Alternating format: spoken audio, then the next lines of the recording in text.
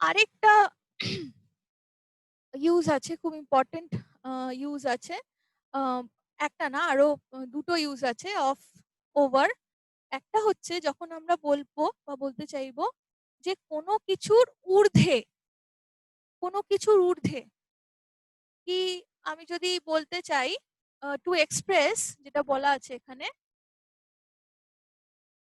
More than a particular time, amount, cost etcetera, এজও হতে পারে।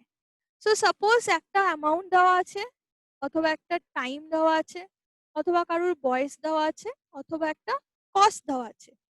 এইটার ঊর্ধ্বে, সাপোজ এই অ্যামাউন্টটার বেশি অ্যামাউন্ট, বা এই টাইমের বেশি সময়, বা এই বয়সের বেশি বয়স, বা এই কস্টের বেশি, এইটা যদি বলার আমি চেষ্টা করি, তাহলে আমাকে অ্যাবাভ বললে চলবে না, তখন আমাকে কিন্তু বলতে হবে ওভার।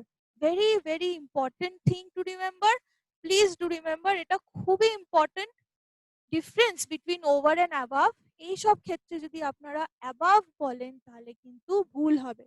অনেক ক্ষেত্রেই যেটা দেখা যায়, খুব কমন, মানে 10 জনের মধ্যে 6 জনই হয়তো ভুল উত্তর দেবেন। প্রথম যে এক্সাম্পলটা আছে সেইটার ক্ষেত্রেই বলা যেতে পারে, এইটা যেটা রয়েছে, he is over 40, this is the correct way of saying কি উনি 40 বছরের বেশি বয়স উনার, ঠিক আছে? বা 50 ঊর্ধ্ব বা 60 ঊর্ধ্ব আমরা বলি তো অনেক সময় সেই জিনিসটাই, যে 40 বছরের বেশি বয়স, কিন্তু বলার সময় আমরা ভুলটা কোথায় করি? আমরা বলি হি ইজ অ্যাবাভ 40, ভুল।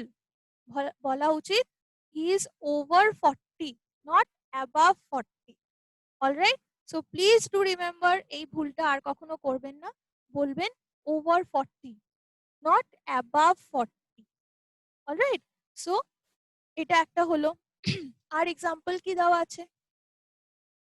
The book has sold over 10 million copies worldwide. Suppose একটা বই খুব বেস্ট সেলার বুক, সারা বিশ্ব জুড়ে তার প্রচুর কপিজ বিক্রি হয়েছে। তো কি বলতে পারি? যে 10 মিলিয়ন কপিজ বিক্রি হয়েছে, সেটা ছাড়িয়ে গেছে। 10 মিলিয়ন কপিজ থেকেও বেশি বিক্রি হয়েছে, 10 মিলিয়ন কপিজ এর লিমিট ছাড়িয়ে গেছে ওয়ার্ল্ড ওয়াইড, সারা বিশ্ব জুড়ে। তো কি বলবো? The book has sold over 10 million copies, তার মানে 10 মিলিয়ন কপিজ এর বেশি সেল হয়েছে তার কপিজ, আরো বেশি, মেবি 12 মিলিয়ন অথবা 13 million or maybe more. Okay, so the book has sold over 10 million copies world wide, not above 10 million copies. Alright, so over, তারপরেই একটা অ্যামাউন্টের কথা বলা আছে। দেখুন, আমি যদি সময় বলি বা একটা অ্যামাউন্ট বলি, সেটা টাকার অ্যামাউন্টই বোঝাবে, বা কোনো কস্ট বোঝাই, বা এজ বোঝাই, সবকিছুই একটা ফিগার, একটা নাম্বার, একটা অ্যামাউন্ট কিছু একটা বোঝাবে।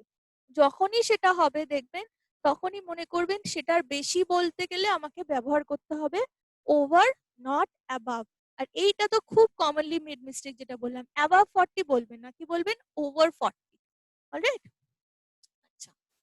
আরেকটা খুব ইউনিক ইউজ হয়, ইউনিক মানে খুব একটু অন্যরকম আর কি, মানে যেটা সাধারণত দেখা যায় না, কিন্তু আবার কখনো ব্যবহার হলেও হতে পারে, জেনে রাখা ভালো, যে ওভারের use to express along with meals, drinks etcetera.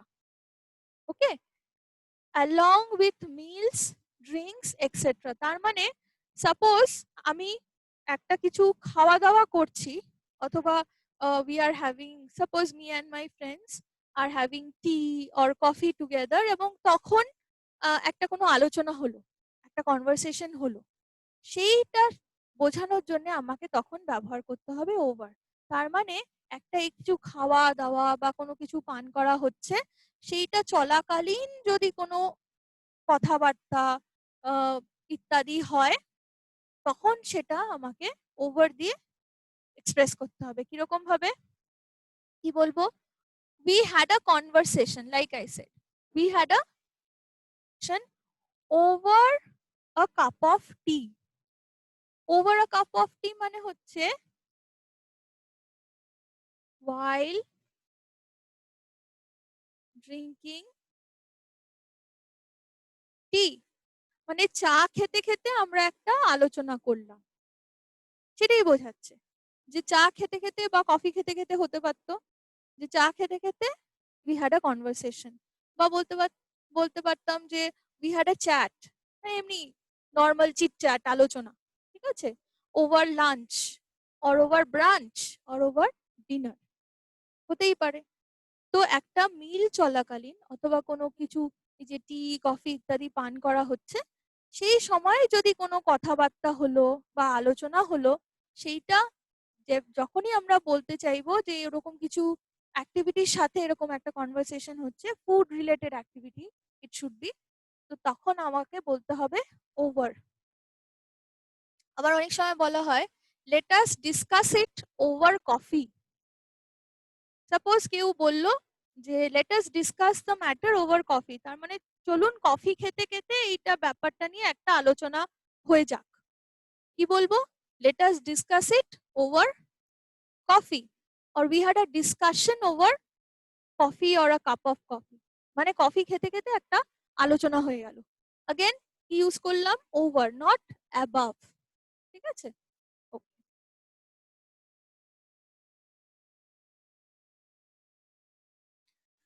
Next, another important comparison, very commonly used prepositions but and except, এবং এই দুটো নিয়েও অনেক সময় অনেক জায়গাতে খুব কনফিউশন হয় আমাদের।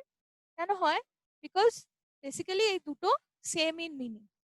অলরাইট, দুটোর কিন্তু মিনিংটা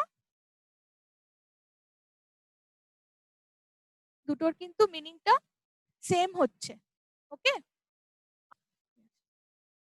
আচ্ছা, তো কনফিউশন কেন হয়? বিকজ এই দুটোর মানেটা সেম, বাট মানে যা, এক্সেপ্ট মানেও তাই, শুধু কিছু একটু একটু কিন্তু আছে আর কি একটা দুটো ক্ষেত্রে, আদারওয়াইজ দুটোর মিনিং এক। কিরকম? প্রথমেই বলে দিয়েছে বাট ভার্সেস এক্সেপ্ট দুটোই প্রেপোজিশনস এবং সেম ইন মিনিং। অলরাইট, আচ্ছা, কিন্তু একটা নোট দেওয়া আছে, আফটার নোবডি, নান, নাথিং, নোওয়্যার। ওকে, যদি বলি নোবডি, নান, নাথিং, নোওয়্যার, এগুলোর পরে কিন্তু স্পেসিফিক্যালি বাট ইজ ইউজড, এই ক্ষেত্রে এক্সেপ্ট চলবে না, ঠিক আছে। যদি কখনো এরকম কিছু থাকে, নোবডি বা নান বা নাথিং বা নোওয়্যার এরকম কোনো কিছু উল্লেখ থাকে, তাহলে সেটার সাথে বাট ইউজ হবে। কেমন ভাবে হবে? আমি বলবো nobody but, none but, nothing but, nowhere but. বলবো না কিন্তু নোবডি এক্সেপ্ট, নান এক্সেপ্ট বলবো না, তাহলে সেটা একদম ভুল হয়ে যাবে।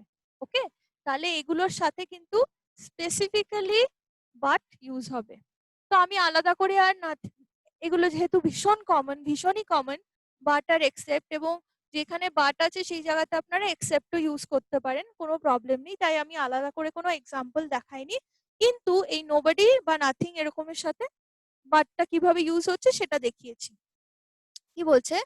Nobody but Rina new the answer, মানেটা কি? যে রিনা ছাড়া উত্তরটা আর কেউ জানতো না, তাই তো। তো আমি কিভাবে বললাম কথাটা? Nobody but Rina new the answer.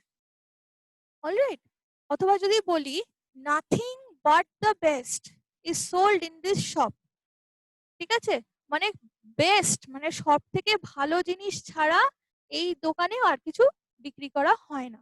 So nothing but the best, again nothing but যেমন এসেছিল নোবডি বাট। তো এইটা একদম মনে রাখবেন, এই ভুলটা কখনো করবেন না, অ্যাকসেপ্ট হবে না এই ক্ষেত্রে।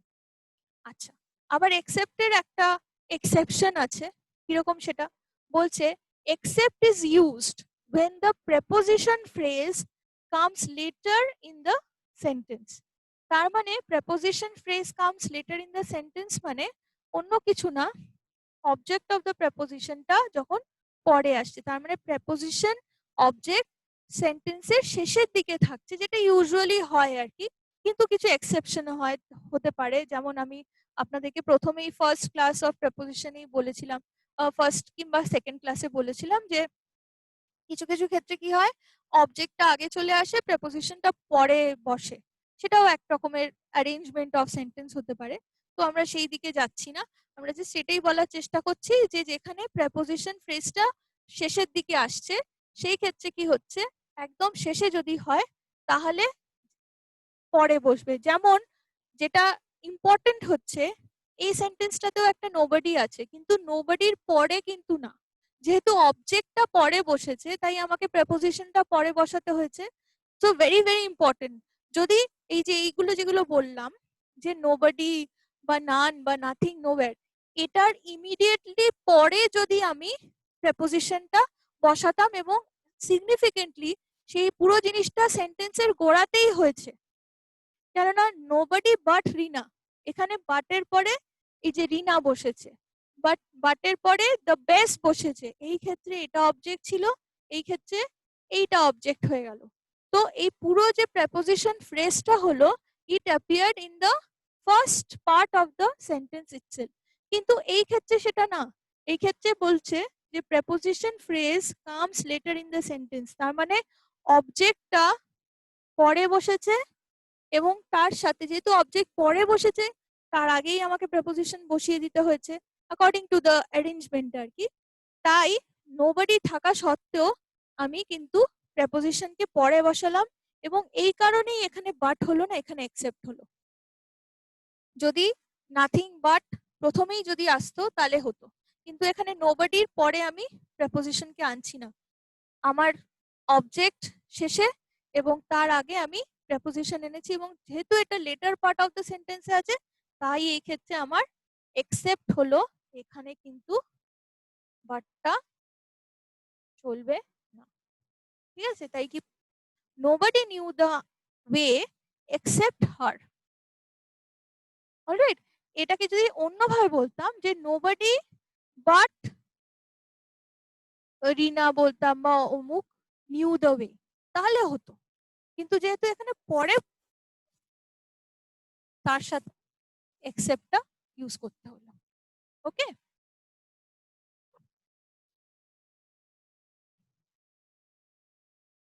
and last comparison between beside and besides, very important, খুব important, beside and besides. Alright, অনেক ক্ষেত্রে এটা পরীক্ষাতে দেয় এবং আমরা দেখতেও পারি না, মানে আমাদের এক চোখ দিয়ে যায়। পরীক্ষাতে নাও বলা থাকে যে স্পেলিং এরার্স, স্পেলিং এরার, কিন্তু এটা আমি বলবো যে এটাকে কিন্তু আপনারা স্পেলিং এরার হিসেবে ধরবেন না, যে হওয়া উচিত ছিল বিসাইড সেখানে দিয়ে দিয়েছে বিসাইডস, অথবা যেখানে হওয়া উচিত ছিল বিসাইড দে ডোন্ট কনসিডার। ঠিক আছে, যেমন এসবিআই ক্লারিক্যালে বা মেন যেটা পিওতে, হ্যাঁ, বোথ প্রিলিমিনারি অ্যান্ড মেন এক্সামে যেটা অনেক সময় বলে দেওয়া হয় সেটা হচ্ছে এরার কারেকশন মানে হচ্ছে শুধু গ্রামাটিক্যাল এরার না, তার মধ্যে স্পেলিং এরারও থাকে, সেটা অলরাইট। তো সেটা হলে তো ঠিকই আছে, লোকজন প্রিপেয়ার্ড হয়ে যাবে যে we have to look at the NITI gritty details even the spelling also. কিন্তু এমনি পরীক্ষাতে হয়তো জাস্ট চোখ এড়িয়ে গেল, হতেই পারে, বিকজ আমরা পড়ার সময় তো this is a very important thing to remember, এবং এইটুকু ভুলের জন্য কিন্তু পুরো সেন্টেন্সটাই নষ্ট হয়ে যেতে পারে। So please be careful. Okay, কি বলছে প্রথমে দেখা যাক বিসাইড মানে কি।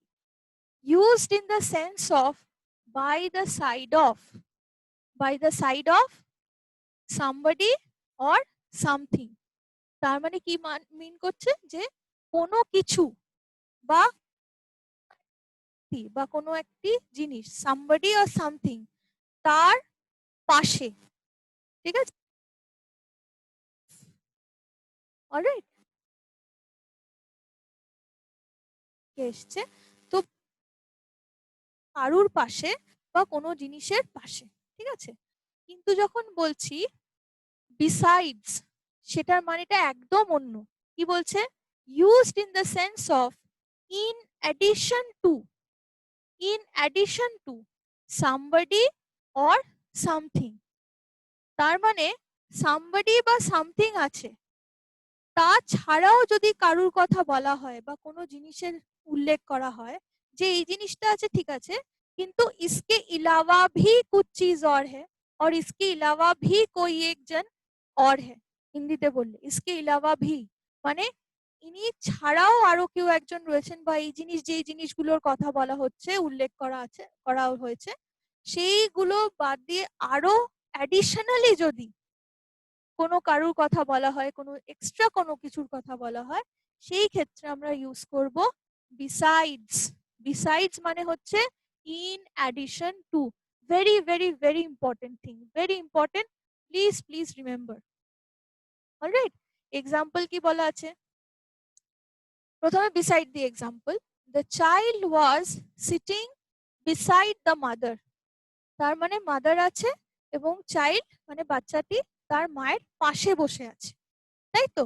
সো বিসাইড দি মাদার মানে by the side of the mother, যেটা এই ডেফিনেশনটা বিসাইডের। অলরাইট, আচ্ছা, কিন্তু যদি বলি বিসাইডস তাহলে কি হবে?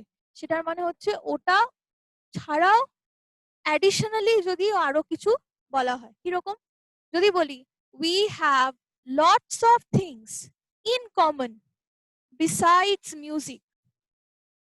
বিসাইডস মিউজিক তার মানে সাপোজ আমি আছি, আমার বন্ধু আছে, আমাদের দুজনের মধ্যে কথা বলা হচ্ছে, আমাদের দুজনের কথা বলা হচ্ছে যে আমি বলছি যে আমাদের দুজনের কমন ইন্টারেস্ট কি? মিউজিক একটা কমন ইন্টারেস্ট। কিন্তু মিউজিক ছাড়াও আমাদের মধ্যে এই যে মিউজিকের প্রতি ভালোবাসা, সেটা ছাড়াও আমাদের অন্য আরো কিছু জিনিস কমন আছে। ঠিক আছে? হতে পারে আমরা দুজনেই অ্যানিমাল লাভার্স, ওকে, বা আমরা দুজনেই ট্রাভেল করতে ভালোবাসি। অলরাইট, তো অ্যাডিশনালি যদি কোনো কিছু থাকে ইন কমন এই ক্ষেত্রে, so we have lots of things in common besides music মানে মিউজিক ছাড়াও ইন অ্যাডিশন টু মিউজিক আরো অন্য কিছু থাকতে পারে কমন লাইকিং। ওকে, আরেকটা এক্সাম্পল কি বলছে? বিসাইডস ইংলিশ মানে ইংলিশ ছাড়াও she knew French and Spanish. Alright, তার মানে in addition to English she knew French and Spanish. Okay, so this is the difference between beside and besides. Okay, so we come to the end of this chapter, preposition, and in our next class we are going to learn about phrasal verbs, and we are going to discuss about questions that uh, you can expect in examinations related to this chapter on preposition and phrasal verb. যেহেতু phrasal verb চ্যাপ্টারটা এটার সাথে একদম directly related, তাই আমরা ওগুলো নিয়েও আলোচনা করব। সেরকম যে প্রশ্ন এসছে এবং সেটা ছাড়াও প্রেপোজিশন রিলেটেড আর যা যা প্রশ্ন আসতে পারে পরীক্ষাতে বা যেই প্রশ্নগুলো এসেছে সেই সব নিয়ে আমরা নেক্সট দিন আলোচনা করব। Thank you.